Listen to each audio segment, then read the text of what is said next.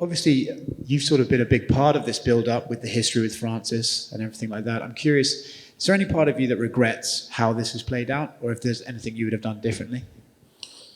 No, what I regret the most is the falling down with Francis. Because when you spend that amount of time with someone, sharing the rooms, the hotel rooms, sharing the flight, sharing the training, you suddenly get attached to him, and when you got fall out, it's kind of, it's disappointed, and that's it. But what happened next is very fine for me. I mean, I'm good for that. I mean, it's on his family, new family, sport family, and I have my own new family, sport, and we are fine with that. Do you think you and him could ever sort of reconnect and settle your differences, or do you think it's probably too much has been said and too much has happened? I don't think we can work anymore together, but I think we can be gentle and talk as people, and just share, drink or talk, and it's okay. I'm fine with that. I just met this morning with Bombs with Eric Nixit, one of the best coach in the world. I really like what he's doing. I think that he did an amazing job bringing Francis to that belt and bringing him to be calm, to be collected. So, and we had very good word together. Like, he's a genuinely nice person, and we were saying each other how we should be happy for this event happening, and there's no any bad blood there. Do you think Saturday night might be emotional for you to see your two students fighting properly, or do you think you'll be able to separate yourself? Absolutely, 100%. I don't know. I cannot exactly tell which kind of emotion I will be having on Saturday, but certainly I will have.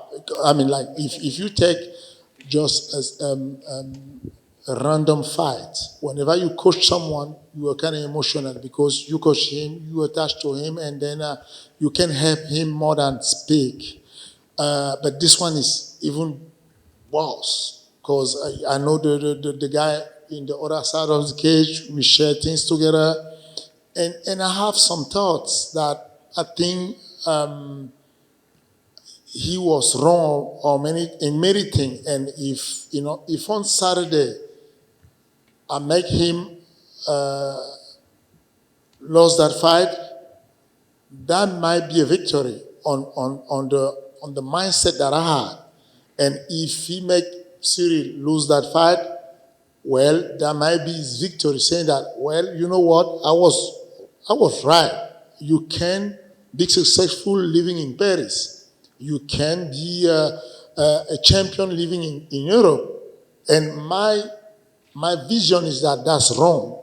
My vision is that Conor McGregor become a two-time champ. He was in Dublin, and he made it. And I think Ciryl Gane, coming from MMA Factory Paris, can become one of the best champion that we ever have in that division and stay there for a very long time. And that's kind of thing that will happen on Saturday, and I cannot control that. I don't know the emotion that I will have, or maybe a sadness, maybe joy, maybe I don't know yet what will happen. Let's talk the sparring. Obviously, both men have admitted they haven't sparred that many times. They sparred a few times. Yeah. When you look at their sparring every session, who do you think got the better of all of those accumulatively? You won't believe me if I say you. If I give you the answer, you won't believe me. So that do not matter anyway. I mean, a sparring is a sparring. That do not give you any idea how the fight will go. The thing is that you have to keep in mind that Francis could not use his full power and his full potential on his sparring because his strength is to knock people out. If he shows up in the gym and start to knock people out, I will just fire him because he will kill all my guys. So anyway, he was in his full potential and he didn't have his MMA gloves. He had the big gloves, which is good for my guy. The other guy is in the gym. So I can let you know that at some point in my gym, there's ton of guy that was age him on wrestling, age him on footwork, age him on how to duck and how to avoid fire punches. But that's not the MMA. MMA is how to knock people out, how to beat people. And in that department, I think Francis Ngannou is the alpha male. Did Francis drop Ciryl in sparring one time? He said he did on the Countdown show. No, Ciryl Gane never got dropped. No, Francis Ngannou never dropped Ciryl, 100%. But again, Ciryl will not say that because yesterday we was about to go in that DC show, and I said to Ciryl, what will happen? Because DC might ask you if I'm liar. You will have to say the truth. And it's like, yeah, I can say yes, but I will not say that because that's not my style. I will not say that I knock my partner at the gym down. I will not say that. But yeah, I can. I didn't want to the TV say, oh, you know what? I have this guy in my gym knocking this guy. No. They asked me, oh, do you know that Francis said that you didn't manipulate the tape? And that's why I said, oh, you know what? If that's not me, first of all, I have committee manager do that. And I said, you know what? If Francis do not want me to ask my committee manager to release all the footage, because the footage will show Francis bending a knee and going sit down and Ciryl Gane going there to pick him up. That's the truth. That's fact. Are you tempted to release that full video this week? I mean, you can send it to me and I'll release it for you if you want. And then you will be the first to bash me all over the place and say that I broke the code and that the gyms had the code and I should not release video. That's what you want? No, I wouldn't do that. These guys. Thank you. Right here. I asked Ciryl this, so I'll ask you this. How would you compare Cyryl's striking and his style to Francis's past opponents like Jairzinho and Alistair Overeem? I'm one of the biggest fan of Overeem. I was coaching Ramos Sukuju back then in Pride when Overeem was fighting. And I know how good he is, but I don't want to disrespect them. It's something else. You people are not ready, or you are not ready to, I mean, like, when I say these people, they don't believe me. But you will find out soon that this guy is the next thing. It's different. You don't stop compare him to anyone. I was striking, let's just stop compare. For now, no. I think Arlovski was something when we started about movement and footwork. Arlovski was the new area of something. And then we had the Francis coming with the power and then very athletic and broke everything down. Now, this is the new era. And no one is... When DC said Ciryl Gane is the evolution, I think this is the analyst that I find closer to get what is really Ciryl Gane. Is the evolution, is the next thing, is behind everything. Right over here. It's not very common that we have the coach come to speak to us on Media Day. That's something different. So I'm curious how you feel about being here in front of all of us, and if you've ever had any concern that you may be taking attention away from the fighters themselves, or are you actually the perfect intermediary to tell this story for all of us? I'm not worried about that because my father know how good and how hard I love them and how hard I'm pushing them to the light. I mean, if you was my father, you know that I'm ready to die for you. I'm ready to push you.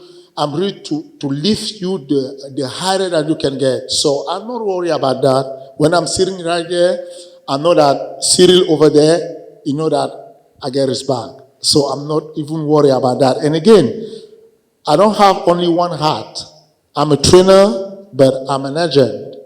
There's not too much guy they have that posture that I need to train the guy and shut them out, and as an agent, as a manager, I need to sell the fight. I need to push them. I need to let people know, hey, I have something.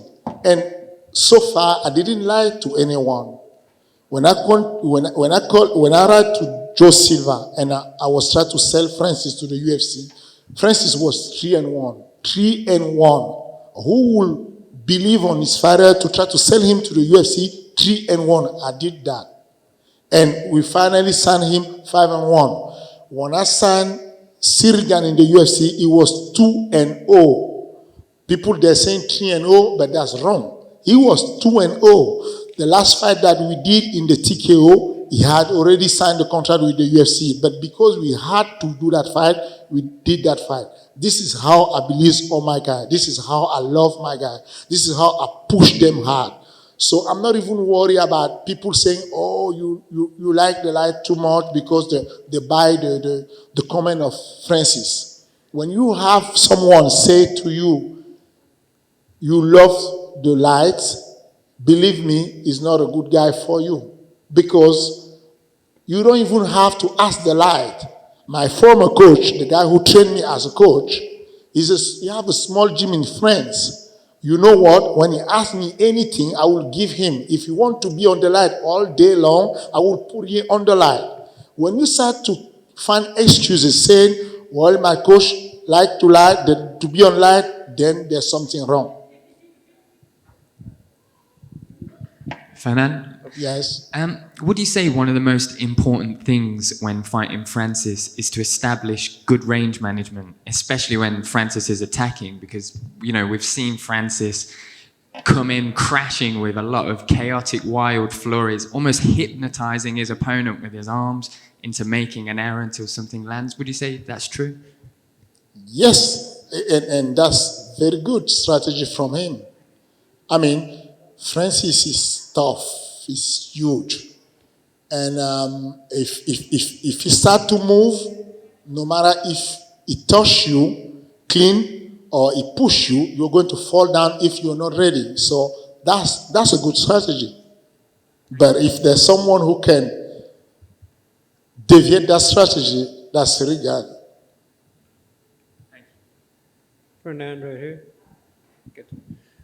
Fernand, can you talk a little bit about what fight day is like for you as the coach? I mean, how much are you actually around Ciryl? Do you believe in giving a speech before the fight or during the day? Just can you talk a bit about what it's like for you that entire day leading up to getting to the arena?